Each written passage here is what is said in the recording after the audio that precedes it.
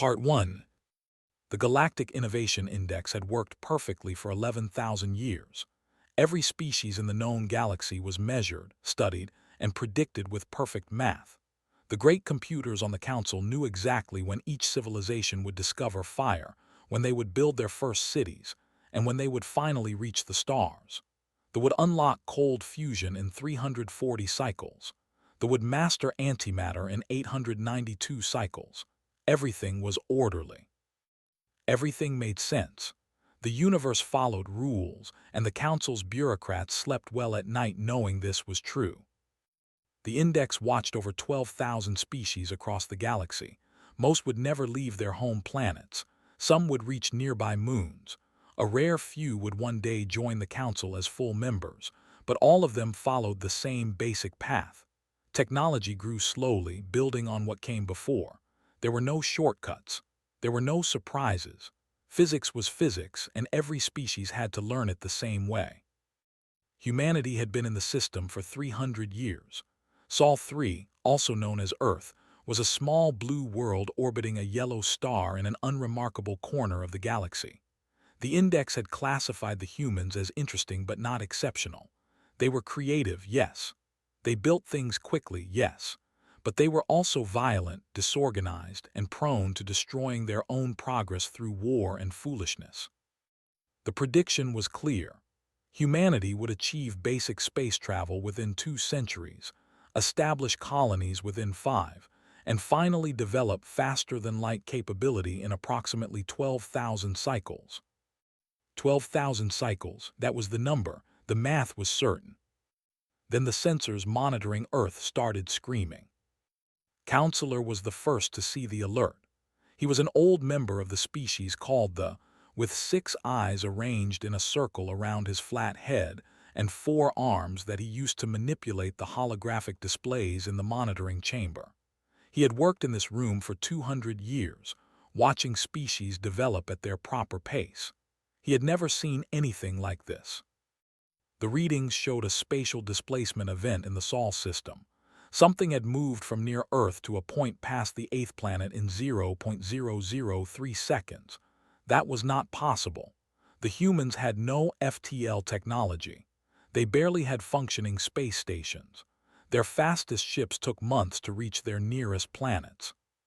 But the readings were clear. Something had jumped. Called for the index to recalculate. The great computers hummed and processed and returned a single word: error. He ordered them to calculate again. Error. A 3rd time. Error. The probability matrices, designed over to model every possible path of technological development, could not explain what had happened. The numbers did not add up. The humans should not have been able to do this, and yet they had. On Earth, in a large building on the campus of a famous university, Dr. Maya was staring at the ruins of her laboratory. She was a small woman with short black hair and glasses that she kept pushing up her nose. Around her stood 6 graduate students, all of them covered in dust, and looking at the massive hole in the wall where their particle accelerator's cooling system used to be. The experiment had been simple. They were testing a new type of magnetic containment field for a fusion reactor project. The field was meant to hold superheated plasma in place while they studied its properties. It was routine work. Maya had done similar experiments 100 times before. But something had gone wrong, or perhaps something had gone very, very right. When they activated the field at full power, there was a flash of light so bright that it burned shapes into their vision.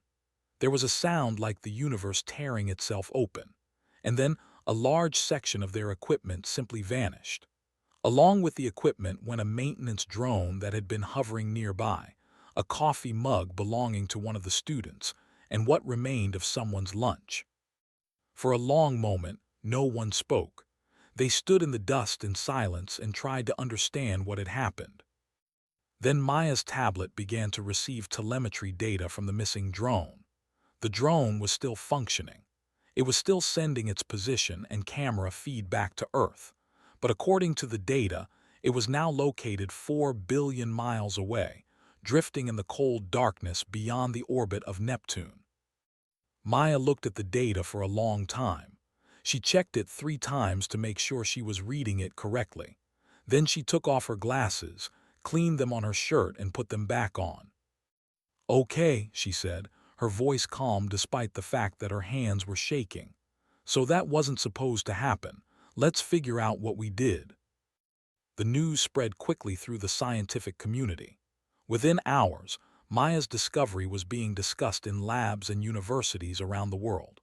Within days, governments were calling, asking questions, demanding answers. The military wanted to know if this could be turned into a weapon. The space agencies wanted to know if this could be turned into an engine. Everyone wanted to know how a group of graduate students trying to build a better fusion reactor had accidentally invented teleportation. Maya did not have answers. She only had data, and the data did not make sense. According to everything she knew about physics, what had happened in her lab was impossible. Objects could not simply vanish from one point in space and appear at another. The energy requirements alone would be astronomical. The equations did not allow for it. And yet it had happened anyway. The Galactic Council called an emergency session for the first time in 600 years. Representatives from 37 member species gathered in the Great Chamber, their holographic images flickering in the dim light. The topic was simple: explain the anomaly. Explain how a species that was supposed to be 12,000 cycles away from FTL had somehow stumbled into it. The chief scientist of a being of pure crystalline energy, presented the findings. The data was clear and undeniable. A human experiment had created a localized space-time displacement event. Objects within the field had been instantly transported across a distance of 4 billion miles. The energy readings suggested a mechanism similar to the Council's own FTL drives, but the design was completely different, cruder, simpler, and somehow functional. The chamber erupted in chaos. Species that had spent developing their technology demanded to know how the humans had skipped so many steps. Others argued that the readings must be wrong, that the sensors were malfunctioning, that this was simply not possible. But Counselor knew the truth. The sensors were not wrong, the data was not corrupted, the humans had done the impossible. He stood and raised all 4 of his arms, calling for silence. The chamber slowly grew quiet. "We face a new situation," he said, his voice carrying across the vast space. "The Innovation Index has served us well for 11,000 years. It has predicted the development of every species we have ever encountered. It has never been wrong, until now." He gestured to the display showing Earth, the small blue world that had just shattered their understanding of the universe. "We must send an observer. We must understand how this happened. And we must determine if the index can be repaired, or if humanity represents something we have never seen before." The vote was unanimous. An observer would be sent to Earth. They would watch the humans, study their methods, and report back to the Council. Perhaps there was an explanation. Perhaps the index could be updated. Perhaps the universe still made sense. But deep in his heart, suspected that this was the beginning of something new. Something the Council was not prepared for. A species that did not follow the rules, that did not develop properly, that simply did things that should not be possible. On Earth, Maya and her team were already back at work. They had rebuilt a portion of their equipment and were preparing to run the experiment again. They did not know that they were being watched. They did not know that their accident had shattered an ancient system of prediction and control. They only knew that they had discovered something amazing, and they wanted to understand it. Maya looked at her students, exhausted but excited, and felt a smile spread across her face. "Let's do it again," she said. "And this time, let's try to figure out what we actually did." Part 2. Senior Observer arrived at Earth 3 weeks after the initial incident. His ship was small and perfectly cloaked, invisible to every detection system the humans possessed. He settled into a stable orbit above the planet and began his work, recording everything he saw. Was a Mar, a species known for patience and careful observation. His people had gray skin that could change shades with their mood, and large black eyes that could see in spectrums far beyond human vision. He had studied 17 developing species over his career, watching them grow from simple tools to complex machines. He knew how technological development was supposed to work. He knew the proper order of things. He expected to find a secret facility somewhere, hidden from the world. He expected to find brilliant scientists working in silence, decades ahead of their publicly known technology. That was how it usually worked when a species achieved something unexpected. There was always a hidden program, a secret project, a shadow organization pushing forward while the rest of the civilization remained ignorant. What found instead made no sense at all. In the 3 weeks since Maya's accident, the FTL effect had been replicated 17 times. 17 separate groups of humans had managed to tear holes in spacetime, and they had done it in the strangest possible ways. A man in a garage in New Mexico had built a device using spare parts from old cars and electronics he ordered from the internet. He had been trying to create a more efficient battery. Instead, he had accidentally transported his entire garage door to a location 300 miles away. A university team in Nigeria had been working on a new type of superconductor. Their equipment had vanished during a test and reappeared on the roof of a building 2 kilometers distant. A crowd-funded laboratory in South Korea, operating out of a converted warehouse, had achieved a controlled jump of 15 meters while trying to build a better generator. And perhaps most disturbing of all, a teenager in Finland had replicated the effect by misreading a schematic and connecting her homemade equipment backward. She had been trying to win a science fair. Instead, she had become the youngest human to ever achieve faster-than-light displacement. Watched all of this with growing horror. These humans were not following any recognizable pattern. They were not building on each other's work in an organized way. They were not even trying to achieve FTL travel. They kept stumbling into it while attempting completely unrelated projects. He observed their research methods and found chaos. Scientists argued publicly about their findings. Papers were published with incomplete data. Experiments were run on inadequate equipment. Safety protocols were ignored. Mistakes were made constantly, repeatedly, at every level. But instead of correcting these mistakes and moving on, the humans did something that had never seen before. They studied their errors. They asked what would happen if they made the same mistake on purpose. They treated their failures not as problems to be fixed, but as opportunities to be explored.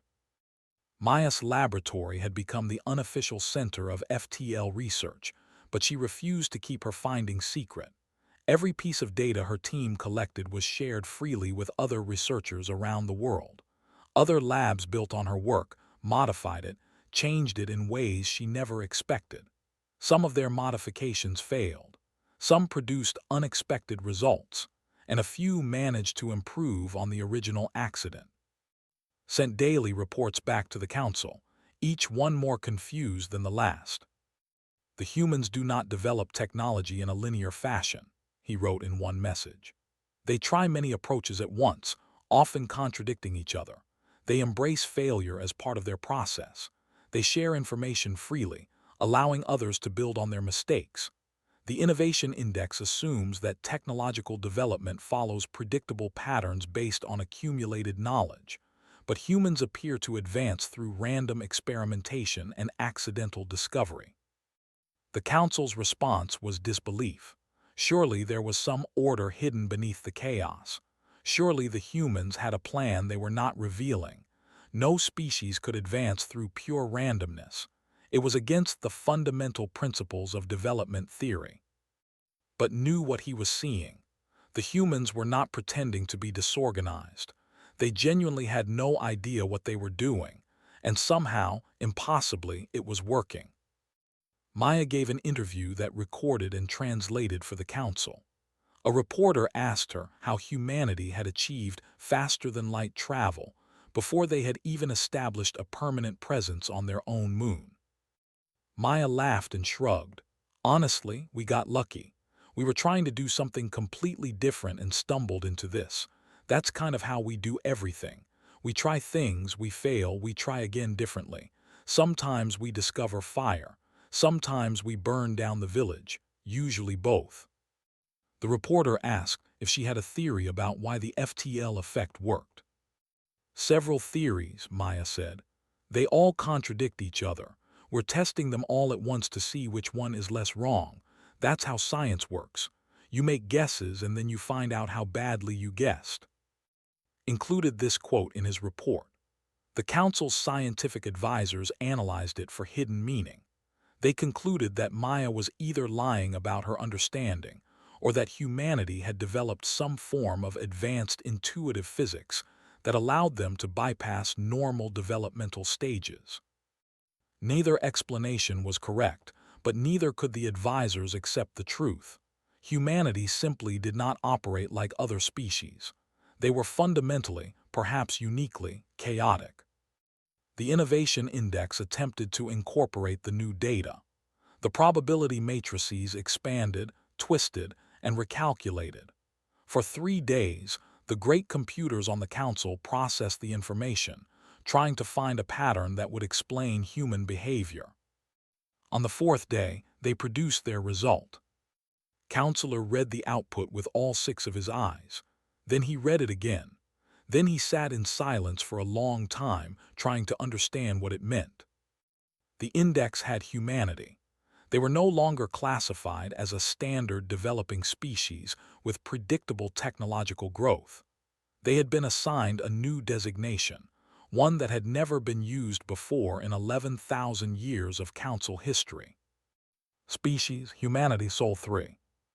Classification, Chaos Variable. Technological Development, Unpredictable. Probability Matrices, Non-functional. Recommendation, Unknown. The index had given up. The greatest predictive system in the galaxy, the foundation of Council planning and policy, had encountered something it could not calculate. Humanity was not an error in the system. They were a variable that could not be modeled. Called an emergency session of the Council. This time, there was no debate.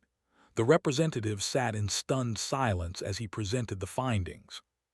Humanity has not broken the index through superior intellect, he explained. They have not discovered some hidden truth that we missed. They have broken it simply by being what they are. A species that does not follow patterns, that does not develop in predictable ways, that achieves the impossible through accident and stubbornness, and refusal to accept that something cannot be done. One of the younger representatives, a still measured in mere centuries, asked the obvious question, "What do we do about them?" Had no answer. For the first time in his long life, he faced a situation that his experience and training had not prepared him for. The Council's entire system of managing galactic development was based on prediction and preparation. They could not predict humanity. They could not prepare for what came next. On Earth, Maya was unaware of any of this. She was too busy running her 47th experiment of the week, trying to understand the strange forces her accident had unleashed. Each test brought new data, new questions, and new accidents. Her team had developed a saying, "If it doesn't explode, we're not trying hard enough." The universe, it seemed, had finally produced something that the Great Galactic Council could not calculate, control, or contain. And that something was a small species of warm-blooded primates who treated the laws of physics as mere suggestions. Part 3. 6 months after Maya's first accidental jump, humanity built its first intentional FTL vessel. It was not beautiful. It was not elegant. It looked like someone had welded together pieces of a cargo ship, a satellite, and an old-school bus. Its navigation system was a heavily modified smartphone running software that 3 different computer scientists insisted should not work. Its engine was based on principles that the Galactic Council's top scientific boards had officially declared physically impossible. The ship was named the Maybe this time, a name that accurately reflected humanity's approach to the entire project. On the morning of its first flight, Maya stood in the Mission Control Center with a cup of coffee in her hand and dark circles under her eyes. She had slept perhaps 4 hours in the last 3 days. Around her, dozens of engineers and scientists monitored their screens, checked their calculations, and tried not to think too hard about what they were attempting. The pilot of the Maybe this time was a former cargo pilot named David. He had volunteered for the mission despite knowing that no one could guarantee his safety.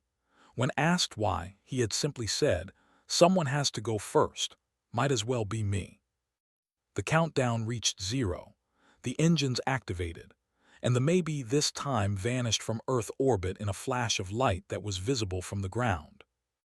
For 3 horrible seconds there was no signal, no telemetry, nothing. Then David's voice came through the speakers, crackling but clear. "Mission Control, this is Maybe this time. I am currently— Hold on, let me check. I am currently near Saturn. The ship is intact. All systems are functioning. I can see the rings from my window. They are beautiful." The control room erupted in cheers. People hugged and cried and jumped up and down. Maya set down her coffee cup with shaking hands and allowed herself to smile. They had done it, not through careful planning or slow development or following the proper steps. They had done it by refusing to accept that it was impossible, by trying everything they could think of, by learning from their failures, and by being too stubborn to quit. 3,000 miles above Earth, invisible in his cloaked observation ship, Senior Observer watched the celebration with something he could only describe as wonder. His reports to the Council had grown shorter recently. There was only so many ways to say they did something impossible again. But this was different.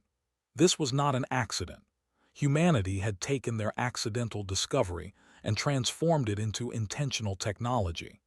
They had built a working FTL drive from scratch in 6 months, using methods that no other species had ever attempted, guided by theories that were still being argued about, and they had succeeded. Was preparing his latest report when his sensors detected something unexpected. The humans were scanning his position, not vaguely, not accidentally. They had pinpointed his exact location and were directing focused signals at his ship.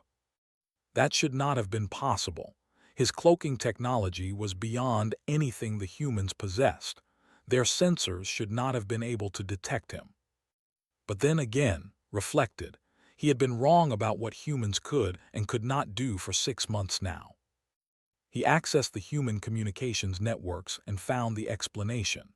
A teenage girl in her basement had built an FTL sensor system as a side project. She had been trying to track the paths of the experimental jumps and accidentally created a detector sensitive enough to find cloaked alien spacecraft. When she realized what she had found, she had posted her findings online, along with complete instructions for building similar sensors. Within 2 weeks, amateur astronomers around the world had built their own versions. The Galactic Council's entire observation network had been mapped, and the information was publicly available to anyone with an internet connection. Sent an urgent message to the Council. The situation had changed dramatically. They had been discovered. The question now was what to do about it. The Council debated for 3 days. Some argued for immediate contact, revealing themselves before the humans came looking. Others suggested withdrawal, pulling back all observers and hoping the humans would ignore them. Still others proposed intervention, using the Council's superior technology to guide humanity onto a safer, more predictable path. While the Council debated, Maya made the decision for them. She broadcast a message on frequencies that the Council had assumed were secure. Her face appeared on screens in the observation chamber, smiling warmly despite the gravity of the moment. "We know you're there," she said. "We've known for a while now. We tracked your observation drones, we mapped your sensor network, and we figured out where your ships are hiding. We're not angry about it. Honestly, We would probably do the same thing if we found a new species making weird jumps across their solar system. Watching from a safe distance seems pretty reasonable." She paused and adjusted her glasses. "But we think it's time to actually talk. I'm Dr. Maya, and I'm speaking on behalf of a coalition of Earth's governments. We're humanity. We have no idea what we're doing most of the time, but we're pretty good at figuring things out as we go. We accidentally invented faster-than-light travel while trying to make better magnets. We built a working starship in 6 months using spare parts and stubbornness. And now we'd really like to meet whoever has been watching us do all this." She smiled again, wider this time. "So hi, nice to meet you. Want to come down and say hello properly?" The council chamber fell silent. For 11,000 years, they had managed the development of species across the galaxy. They had guided civilizations toward the stars, prevented dangerous technologies from spreading too fast, maintained order and stability across thousands of worlds. They had protocols for first contact, careful procedures designed to manage the delicate process of welcoming new species into the galactic community. None of those protocols had anticipated a species that would discover them first, map their entire network, and then invite them down for a chat. Counselor looked at the faces around him.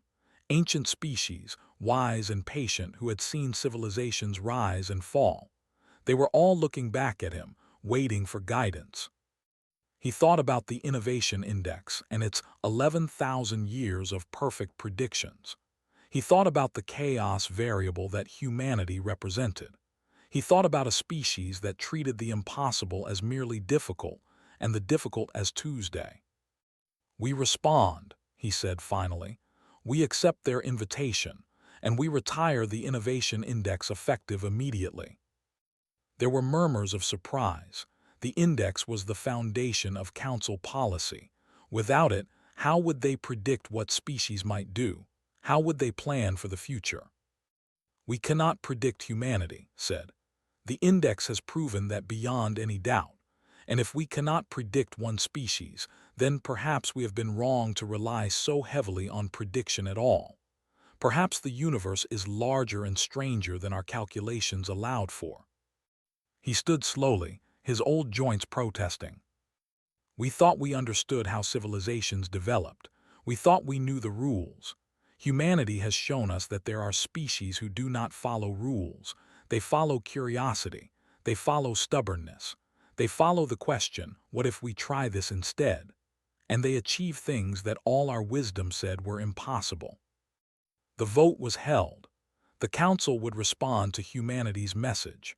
They would reveal themselves, begin formal contact, and welcome the strange, chaotic species into the galactic community.